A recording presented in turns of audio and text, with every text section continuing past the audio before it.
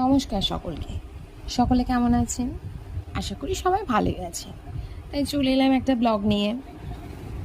তো আজকে হঠাৎ বিকালে মনে হলো কিছু একটা বানায় সবাই মিলে খাবো।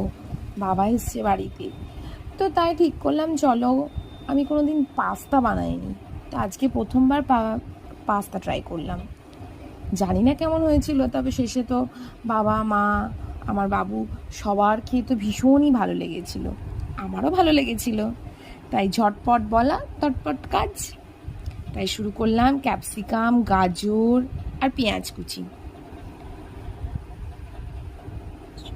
যতটা পারছিলাম সব সবজিগুলোকে তাড়াতাড়ি বনিয়ে নিচ্ছিলাম। পুরো কাজটাই আবার আমাকে একা হাতে করতে হয়েছে। আর মোটামুটি টুকটাক খাবার দাবার বানাতে বেশ ভালোই লাগে। তো আজকে প্রথমবার পাস্তা বানাচ্ছি। তো প্রথমে পাস্তাগুলোকে ভালো করে জলে ধুয়ে তারপর আমি গরম জলে সেগুলোকে পাত্রে দিয়ে দিয়েছিলাম। তারপর কড়াইটা আস্তে একটু গরম করে নিয়েছিলাম। তারপর আমি এটা সানফ্লাওয়ার অয়েলেই করেছিলাম, সর্ষে তেলেও করা যায়, বাট আমি সানফ্লাওয়ার অয়েলে করতে মন হলো, তাই সাদা তেলে ওগুলো সব সবজিগুলো ভেজে নিলাম, ক্যাপসিকাম, গাজর আর পেঁয়াজ। তো ভাবলাম এতে একটা ডিমও দিয়ে দিই। তো আমি একটা হাঁসের ডিম ইউজ করেছিলাম, হাঁসের ডিমটা একটু ফেটে গেছিলো, তাই ভাবলাম এটা তো আর সেদ্ধ করা যাবে না, তাই এতেই ভাজাতেই পাস্তার সঙ্গেই ভেজে দিয়ে দিই। সবজিগুলো সব নাড়ছিলাম, সবজিগুলো ভালো করে নুন টুন দিয়ে, নুন দিলে একটু তাড়াতাড়ি ভালো ভাজা হয়ে যাবে। তারপর ভাজা হয়ে গেছে, তারপর ডিমের ভুজিয়াটা বানিয়ে নিলাম।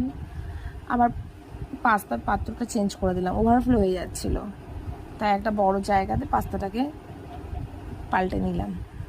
তো আমার ডিমের ভুজিয়া বানানো হয়ে গেছে। ওতেই আমি ম্যাগির মশলাটা দিয়ে সমস্ত সবজিটাকে একবারে একসাথে নাড়িয়ে নিলাম। তারপর আমি টমেটো কেচাপ দিয়েছিলাম। একদম পুরো গ্রেভি বানানো হয়ে গেলে তারপর সেখানে আমি পাস্তাটা সেদ্ধ করে রাখা পাস্তা দিয়েছিলাম। তো সব একসাথে উপকরণ একসাথে নাড়িয়ে নিয়ে আর আজকের পাস্তা হয়ে গেছে সম্পূর্ণ রেডি। আর হ্যাঁ, ওপর থেকে অবশ্যই একটু গোলমরিচ দিয়েছিলাম, আমার তো ভীষণ ভালো লেগেছিল। তোমরা জানিও কিন্তু তোমাদের কেমন লেগেছে, আশা করি তোমাদেরও ভালোই লাগবে। তো সবাই একবার বাড়িতে ট্রাই করো, কিন্তু আমি যেভাবে বানিয়েছি চেষ্টা করো সেভাবে বানানোর। খুব একটা খারাপ রেসিপি কিন্তু বলিনি, ভালোই বলেছি।